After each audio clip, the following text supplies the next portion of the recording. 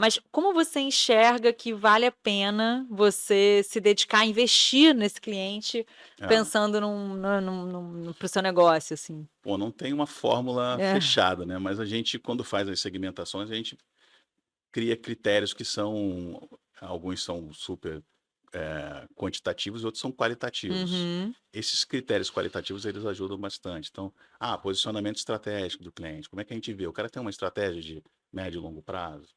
O time que está lá tocando essa estratégia, realmente está conectado com isso? A gente consegue identificar, o comportamento de quem está olhando mais para frente, as Uhum. discussões.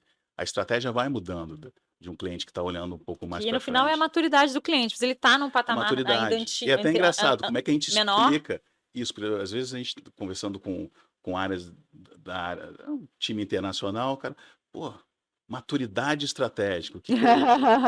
E a gente dá esses exemplos, então você vai vendo a mudança no cliente.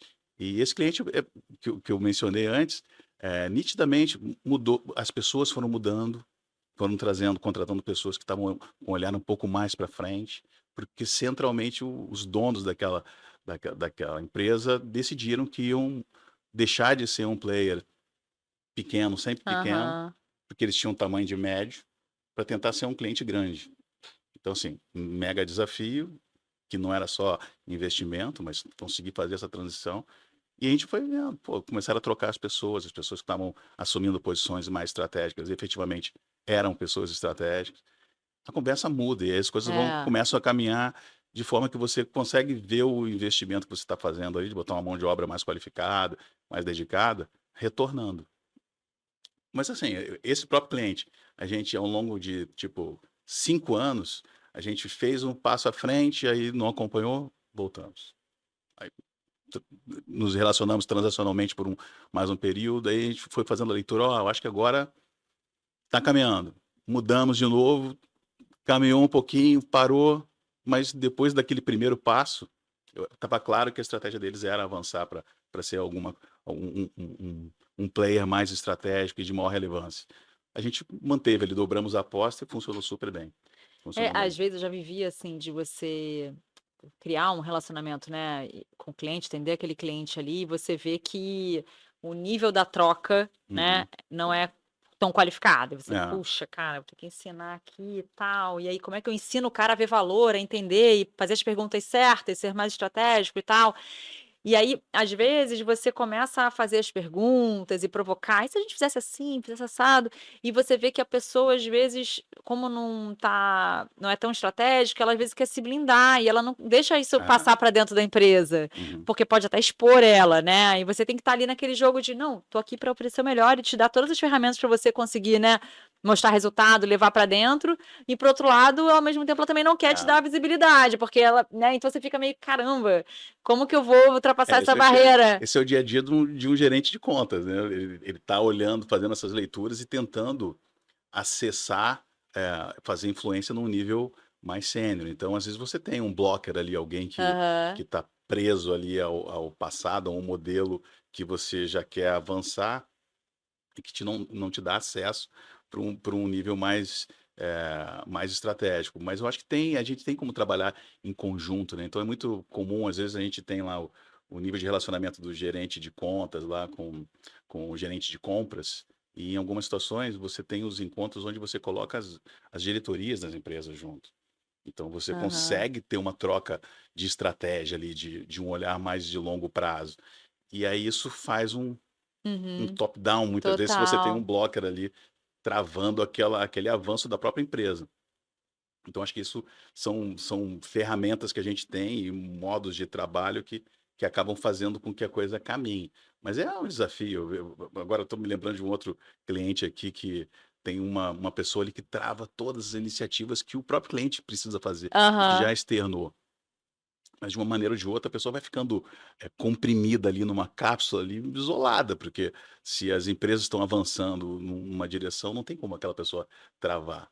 E o gerente de contas mais estratégico, ele consegue entender quais são as pessoas quem são as pessoas que tomam decisão, quem são o Sim. caminho de tomada de decisão. Ou que vai ser um aliado seu, né, melhor eu me conectar com esse eu faço muito isso, né, tipo: "Cara, reunião de resultado é muito bom para isso, né? Acho que é Uhum. importante todo mundo estar, acho que é importante vamos discutir, Sim, porque ali sim, você sim. discute o próximo espaço e você conseguir dar visibilidade, né? Mostrar, cara, acho que por aqui vai ser estratégico e E tal, você puxou um e ponto se aliar. que é super relevante.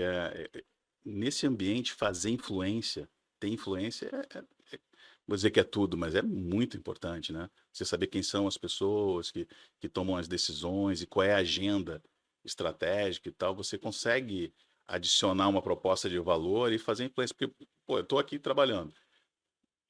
Alguém faz um contato comigo e apresenta uma solução para um problema que eu tenho.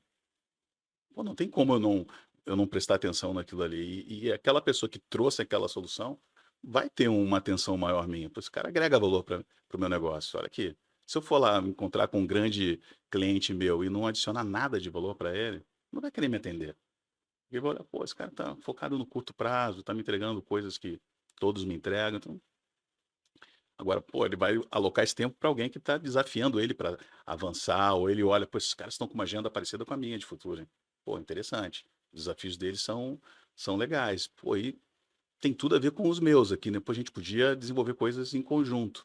Então, isso muda o jogo, né? E um bom gestor de contas, ali, alguém encarregado por fazer influência naquela conta, ele tem que ter esse olhar, essa sagacidade de olhar o cliente, quem são as pessoas que tocam esse negócio para frente? Quem são as pessoas Vão ter esse olhar. Às vezes nem só o que decisor, mas vão quem vai ter ter esse esse olhar? olhar que eu vou me conectar para a gente convencer o decisor ou Porque às vezes você vai lá e faz um contato, aquele cara, não, pô, deixa comigo.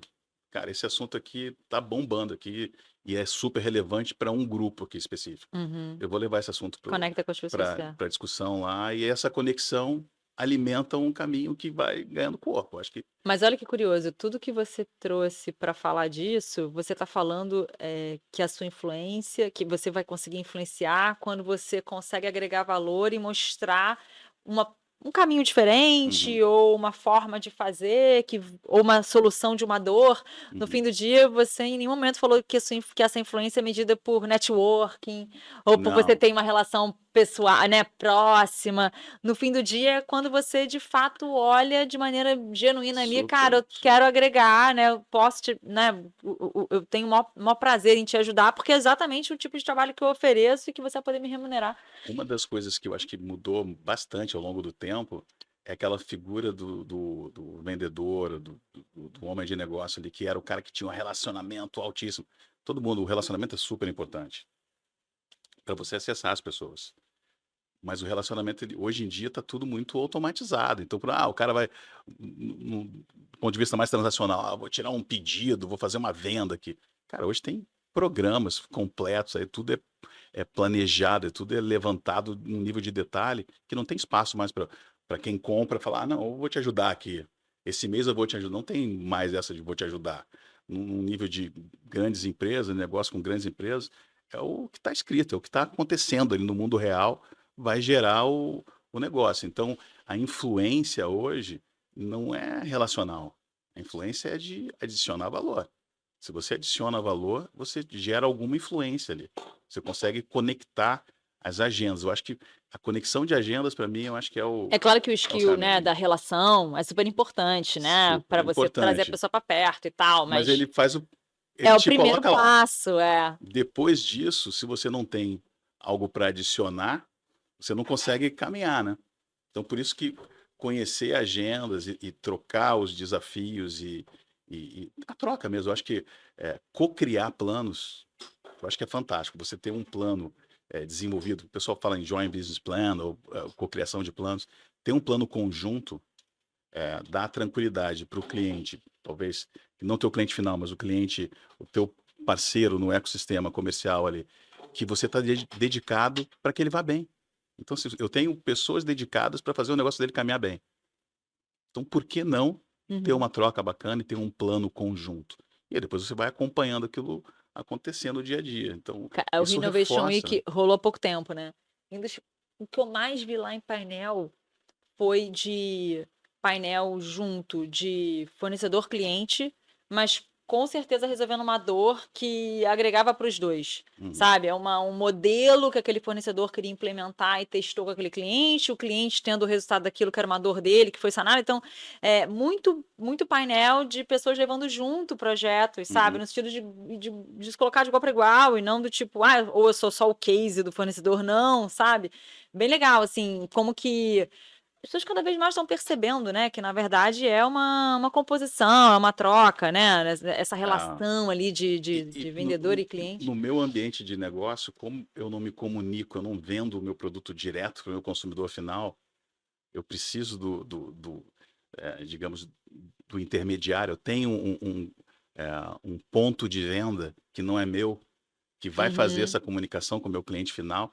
Eu preciso estar muito próximo dele, Muito. muito próximo.